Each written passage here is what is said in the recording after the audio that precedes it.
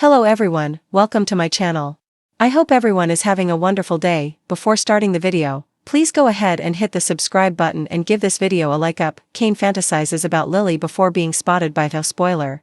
In Genoa City Tuesday, July 1st, 2025, today on The Young and the Restless, Kane meets with Holden but is spotted by Chelsea. Billy makes a gesture to Sally, and Lily, Damien, Nick and Sharon speculate about Kane. On their train car, Billy tells Sally it's nice to see her back. He was getting worried. She was just clearing her head and reminds him she couldn't go anywhere with the road and tracks out. She sarcastically asks if he snagged a deal with Kane for Chancellor. Billy has to fix things with her first. She notices he set up a private dinner for them away from the group, and reluctantly agrees to sit down. Billy triumphantly declares that he found her French fries with hot sauce. Sally snips that the distraction thing won't work. It's obvious that he's not willing to hand her Abbott Communications if he takes over Chancellor Industries. She doesn't have a plan B, this is it. Chancellor is consuming his every thought, so where does that leave Abbott Communications? Billy can't get a word in edgewise as she makes her pitch again. He insists he trusts her. She snaps, the way you trusted Phyllis? Billy asks her to look under the dessert plate. There's a folded paper with her name on it. Sally opens it and reads. Billy rambles that he was going to send it to her by phone but there's no internet. It's an agreement saying she'll be in charge of Abbott Communications if he takes over Chancellor. She notes he didn't sign it. Billy wanted to be sure she was good with everything on her. She sniffs, you really do have faith in me. Billy says that was never in doubt. He values her and trusts her with his company. A lot has to go right for him to get Chancellor back given Victor's grimy hands are still on it. Sally warns Kane has already walked away from making a grab at it. Billy's confident he and Kane can make it happen before Victor even knows what hit him. He notes that their relationship wasn't easy and his mother pitted them against each other, but Kane's initial invitation meant something. Gathering everyone together makes him think he wants an audience for when he takes down the big man. Chancellor is his dream, and I want you to have your dream. Billy and Sally toast to her and her potential position as CEO of Abbott Communications. Sally thinks his new company was just a distraction, a way to not think about Chancellor. Billy admits Kane's call put a wrench in that plan. He realized he wasn't over losing it or how it happened. Sally muses, you want revenge. Billy wants what is his. If Victor goes down in the process, well, then c'est la vie. He tells Sally it would be a hell of a story if it happens. It would put Abbott Communications on the map to publish Victor being gutted like a fish. Sally worries about Billy's thirst for revenge. He's looking ahead and only sees good things. He signs the paper he gave Sally. Starting with this. She signs it too and then writes, I love you, on his hand. Billy thanks her for being his partner and they kiss. Kane meets with Holden in Genoa City. Kane walks into the coffee house and Holden appears. He muses about the mysterious Aristotle Dumas requesting a meeting in public. Kane's impressed by the work he's done with him privately.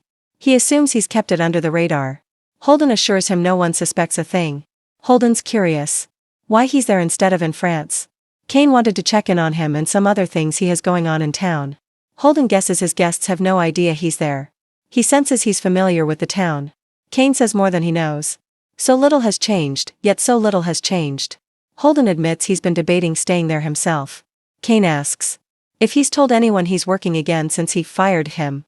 Holden doesn't know that many people, but as requested, everyone thinks he's still searching. Kane tells him to call him by his real name. Dumas will soon cease to exist. Kane reveals he's coming back to Genoa City to live.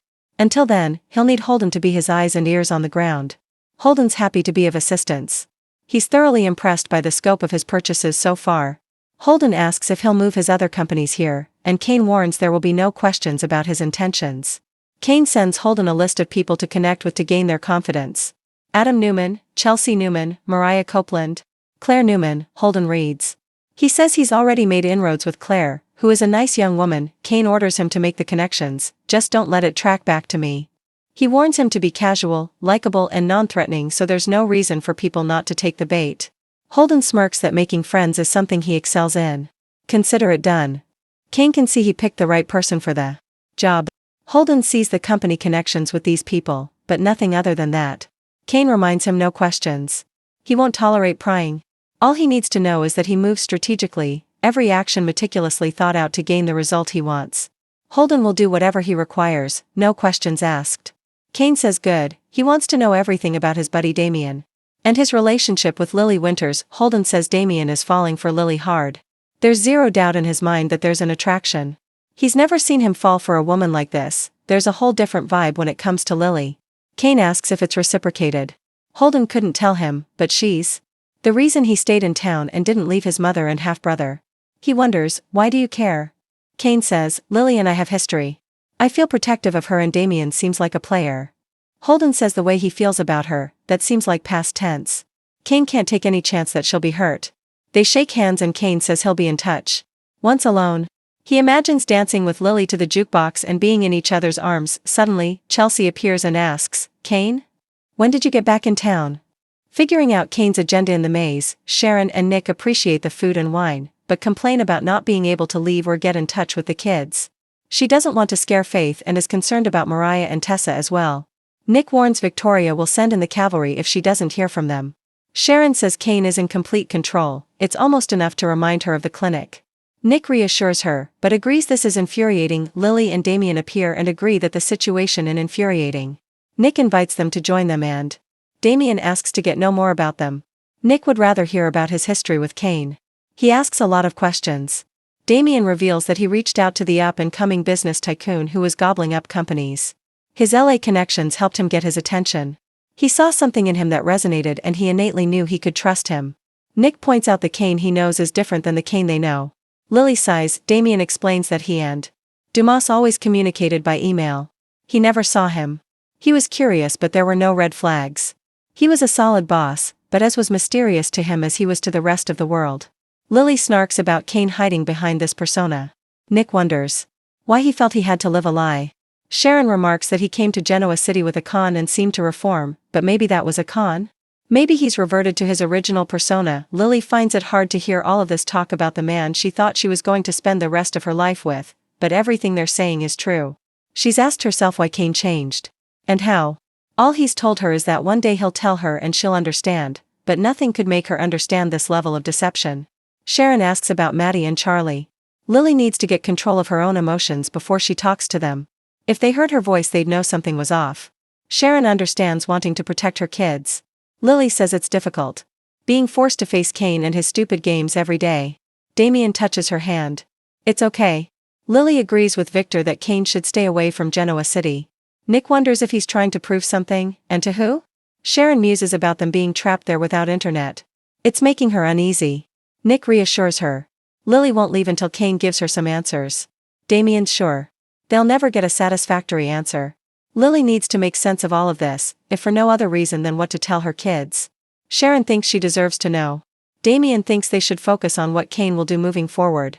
They should be asking what Ashby is going to do now that they all know who he is. They wonder if this is all there is to it. Nick doubts it. Lily keeps going back to his alias. He must have picked Aristotle Dumas for a reason. They go over the Count of Monte Cristo, where the protagonist comes back to town for revenge. Sharon says that's not very comforting. Nick says Kane clearly has an agenda. They all need to be prepared for that. Lily warns that Devon says Kane has claimed that someone there may try to kill him. They all snicker. None of them believe that threat is real. Nick reveals that Kane went to Victor asking for Chancellor, but was turned down. Lily rants about someone being intent on messing with them. Sharon says things could be worse. Lily tells Sharon she's sorry, at least they're not at the hands of a crazed maniac. What's the worst Kane could do? Keep us trapped here long enough to steal all of our businesses in Genoa City.